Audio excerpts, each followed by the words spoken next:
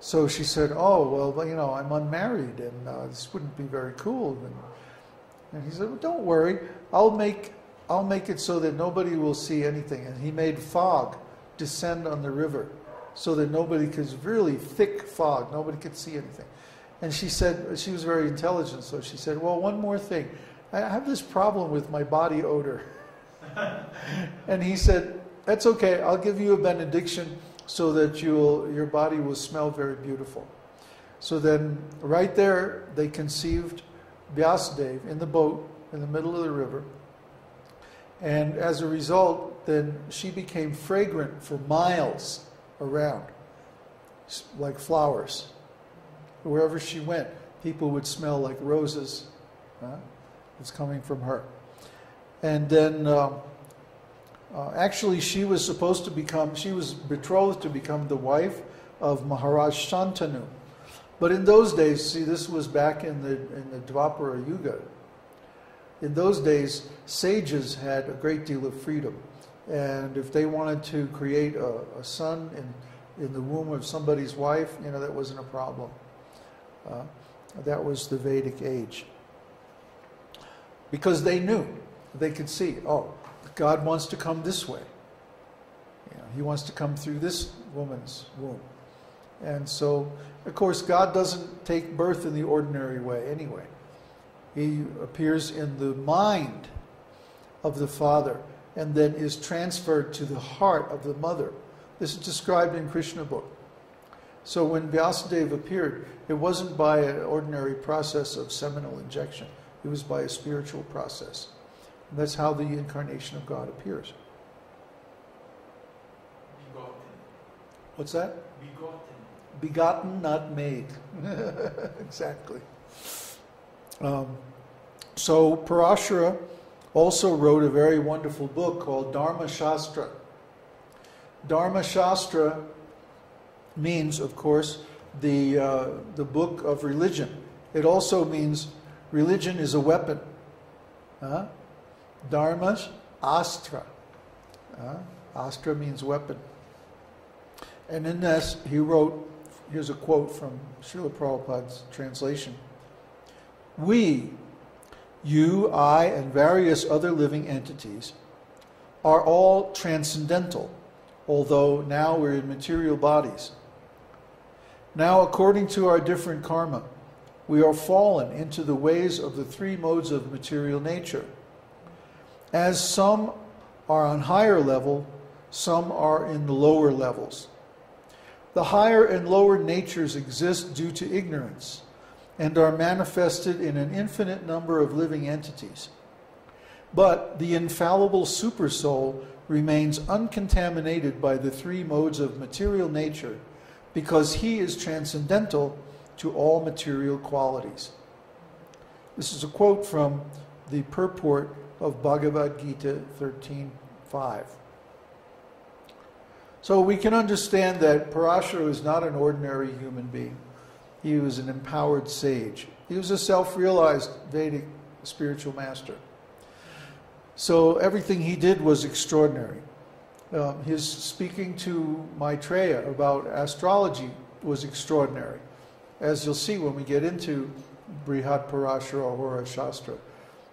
His knowledge is just encyclopedic. It seems unlimited. Just goes on and on and on. And he'll make one little statement that requires like an hour of calculation to figure out what he's talking about.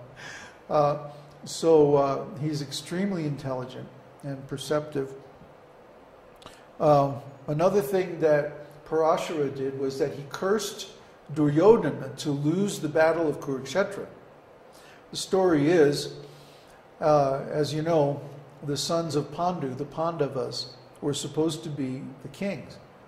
But the sons of Dhritarashtra, headed by Duryodhana, took over the kingdom illegally and immorally from the Pandavas, and they persecuted the Pandavas and subjected them to so many difficulties. Well, one day Parāṣara was visiting Dhritarashtra, and he said, you know, Dhritarashtra, you really should restrain your son from harassing the Pandavas it would lead to good fortune for you and for the whole kingdom. And Duryodhana heard this and he chastised Parāṣara, saying, "Oh, you're a rascal, you're our enemy," and like this. And of course, Parāṣara was no one's enemy. He was a great sage. So Parāṣara cursed him. He said, one of these days it's going to come to a showdown between, he's a great astrologer, he knows everything, right? He said, there's going to be a showdown between you and the Pandavas, and guess what? You're going to lose. He cursed him. So it's a good idea not to piss off a big, great Vedic sage like Parāṣara.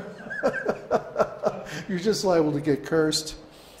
So Duryodhana is such a fool. Maitreya was also a great sage. And he appears in many sections of Srimad Bhagavatam and other scriptures as well. Usually in the role of the inquirer. He likes to ask questions. And this is an art.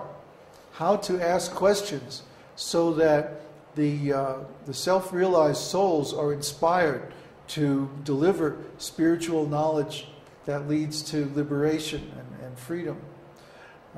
This is a great art.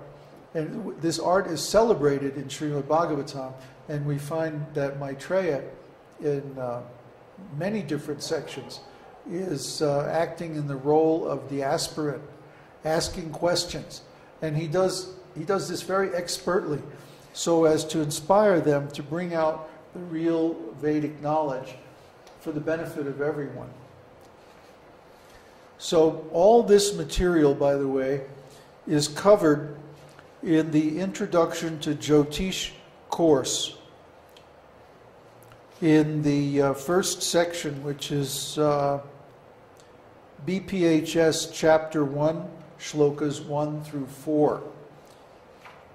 So if you want to review it later on, it's located there. Oh, that. Yeah, he's in England. He's a Pakistani guy.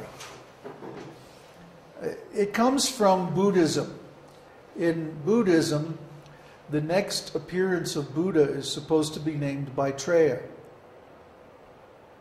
But there's no time given. There's no real solid prediction as to when he's supposed to appear or what his features or activities are supposed to be. So it's just like a big guessing game, Well, is this it? Is this him? Who's the next Buddha?